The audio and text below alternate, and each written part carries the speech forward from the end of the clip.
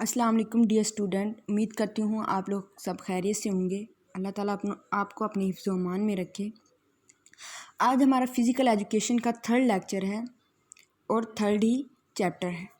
Third chapter ہے جسمانی سرگرمیوں کا دائرہ کار، جس میں مین ٹاپکس ہیں تعلیمی جمناسٹک کے فوائد، جسم کے مختلف حصوں کو حرکت دینے والی سرگرمیاں، گروہی سرگرمیاں، جسم کو لچک اور پھرتیلا بنانے والی سرگرمیاں، اور اس کے علاوہ اینڈ پہ ہے سکون اور اختتام۔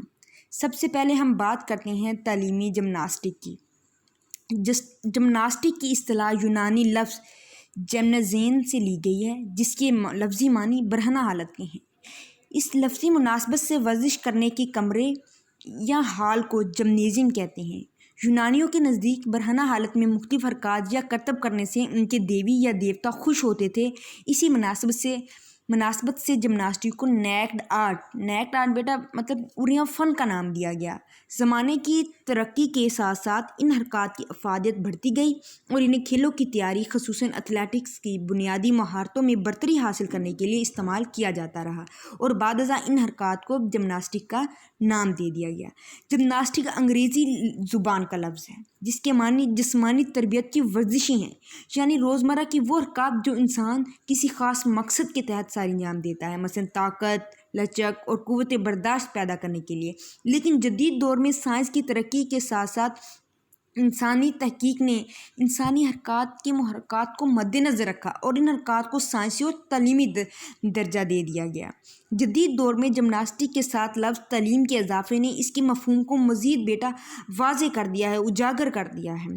چنانچہ تعلیمی جمناسٹک ایسی حرکات کو کہا جانے لگا جو سوچ سمجھ کر کسی خاص مقصد سے کی جائے، اور جو انسان میں طاقت، لچک، قوت برداشت کے ساتھ ساتھ پھرتی، عضلاتی اور اعصابی ہم آہنگی اور ذہنی توازن پیدا کرے، تاکہ کوئی بھی مقصد اور محرک زندگی گزارنے کے قابل ہو سکے۔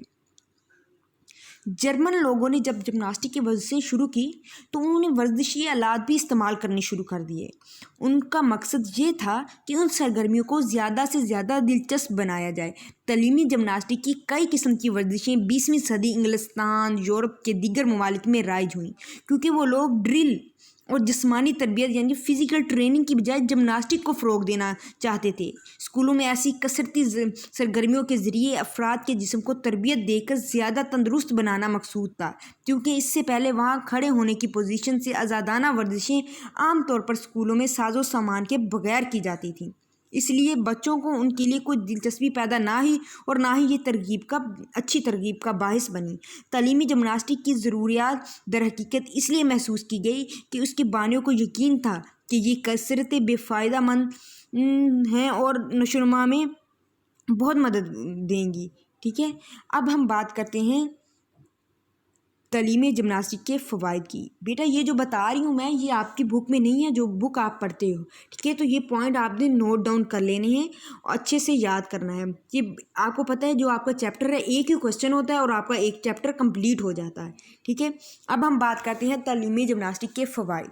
تعلیمی جمناسٹک کے کوئی بھی چیز دیکھا ہے، علامہ اقبال نے شعر کہا تھا کہ نہیں ہے کوئی چیز نکمّی زمانے میں، کوئی برا نہیں ہے قدرت کے کارخانے میں۔ تو تعلیمی جمناسٹک ہے، اس کے بہت سے فوائد ہیں۔ یہ کوئی ایسی ضائع شدہ یعنی کہ آپ جمناسٹک کرتے ہو نہیں، بلکہ یہ آپ کو فزیکلی، مینٹلی ہر لحاظ سے یہ آپ کو سٹرونگ کرتی ہے۔ اس کے علاوہ جمناسٹک یا ایکٹیویٹیز کرنے سے جسم میں توانائی پیدا ہوتی ہے، ٹھیک ہے؟ جسم کے حصے مضبوط ہوتے ہیں، جسمانی سرگرمیوں کے لیے دلچسپی بڑھ جاتی ہے اس سے۔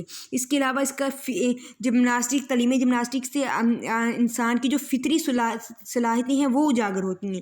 انسان دلیر بنتا ہے، اپنے آپ پر قابو پانے کی اہلیت پیدا ہوتی ہے۔ اس کے علاوہ بیٹا قوت برداشت، پھرتی پیدا ہوتی ہے۔ اگر کثرت کے لیے طریقہ انتخاب کرنے کا موقع دیا جائے، جتنا بھی زیادہ وقت لیں گے آپ، ٹھیک ہے، آپ کو اس کی عادت ہو جائے گی، وہ بہت اچھے طریقے سے آپ کریں گے۔ اگر آپ پیٹ کم کرنا چاہتے ہیں تو آپ ورزشیں کریں، ٹھیک ہے، آپ کا پیٹ کم ہو جائے گا، آپ کی باڈی کی شیپ ایکول آ جائے گی، ٹھیک ہے۔ اس کے علاوہ قوت مشاہدہ پیدا کرنے میں مدد دیتی ہے، تجربہ بڑھتا ہے اور تسکین ملتی ہے، ٹھیک ہے۔ اب ہم بات کرتے ہیں جسم کے مختلف حصوں کو حرکت دینے والی سرگرمیاں۔ جسم کے بیٹا مختلف حصوں کو حرکت دینے والی سرگرمیوں میں سے اگر ہم بات کریں تو ان میں جوڑوں کی ورزشیں شامل ہیں، کندھوں کی ورزشیں شامل ہیں۔ جوڑوں کی ورزشوں میں یہ وہ ورزشیں ہیں بیٹا کہ جو جوڑوں کے زیادہ سے زیادہ حرکت میں لائیں، عضلات کو مضبوط